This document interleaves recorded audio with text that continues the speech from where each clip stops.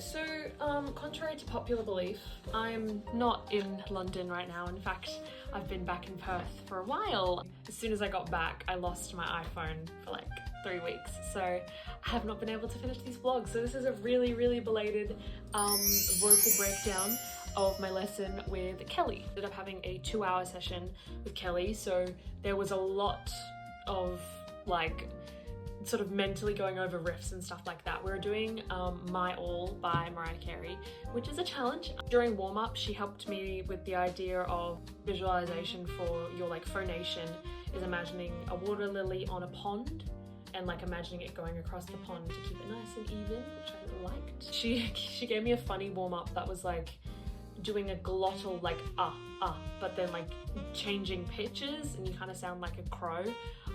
That was fun. And then a very British warm-up, which I thought was funny, was do alright love, alright love. I also put the video clip of her doing in the exit. Depends on the market, you're selling bananas, whatever. Alright, love! Alright, love!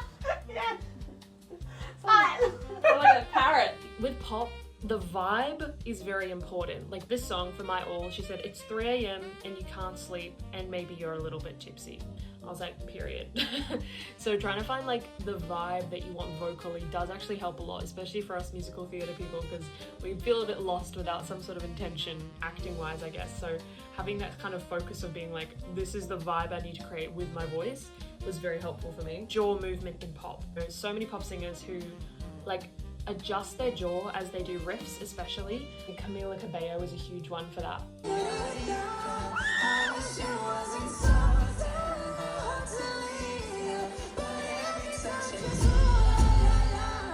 In musical theatre, we're kind of told we need to keep everything very loose and like not really do that kind of thing, and so I wanted to get her opinion on it. There's 2 schools of thought. There's obviously the school of thought where it's like, don't do it, it's like too much effort, it gives you tension, it's like, yeah, more than you need to do, it's not necessary. We're saying that there's another school of thought where apparently research has evolved since then, that moving it can help you be less stiff and can help with note changes, saying that really it's a personal choice.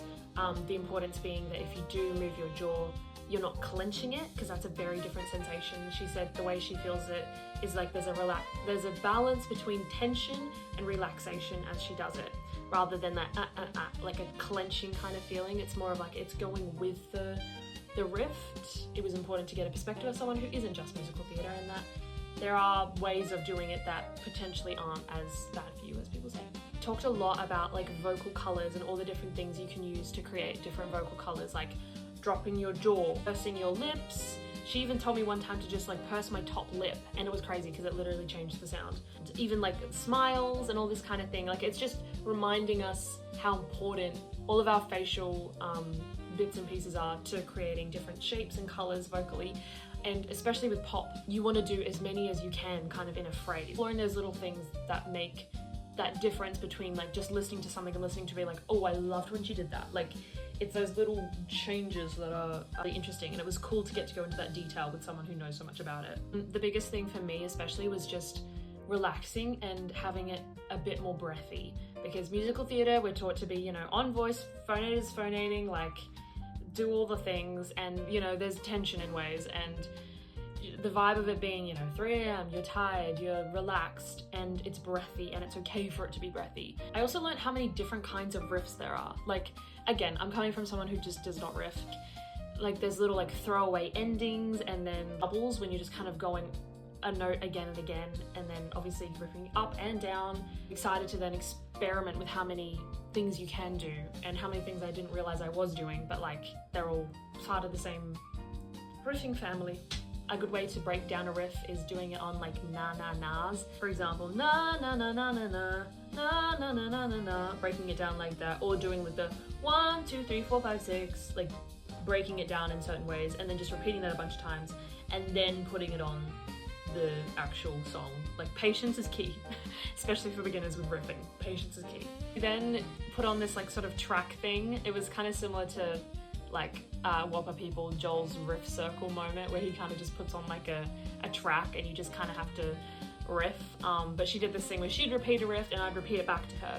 And then she would do sister riffs. So she would do a riff and I had to think, like within the next chord progression of a riff that was not the same riff but had a similar trajectory. Like I think a lot of people could agree with this, where it's like with riffing, a lot of it is just fear of being like, I don't know if I can do it, and like trusting your musicality and your own ear to be able to find those notes and make the changes quickly. But I think I found my way, and like I think it's a great way to learn about riffing is like, you know, listening to tracks of people like Mariah Carey or even Camila Cabello and finding riffs and like making a riff dictionary, if you will, but then even with that riff being like, well, I'm gonna make a sister riff of that, and you need to practice trusting your ear and trusting your musicality to be able to come up with these things and getting better at it every time. Well, that was my lessons with Kelly. She helped me so much, and it's made me feel a lot more excited and less terrified of pop. Then I can use my riffy stuff into musical theatre stuff as well, which is really cool. So yeah, that was my lesson with Kelly.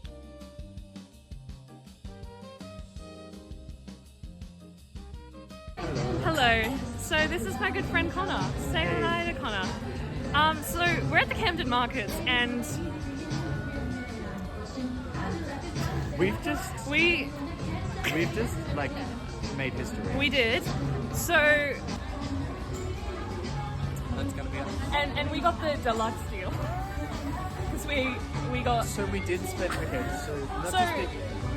we spent a lot of money. we spent some money there, and guess what? We're gonna be on the Instagram. and you. This is the thing. They said you're the best photos we've ever seen in the last 50 million years. So and you might be like, that's stupid. You wait till you see the photos. Just wait. Wait till you see the photos, and then It's amazing. then we'll hear from you.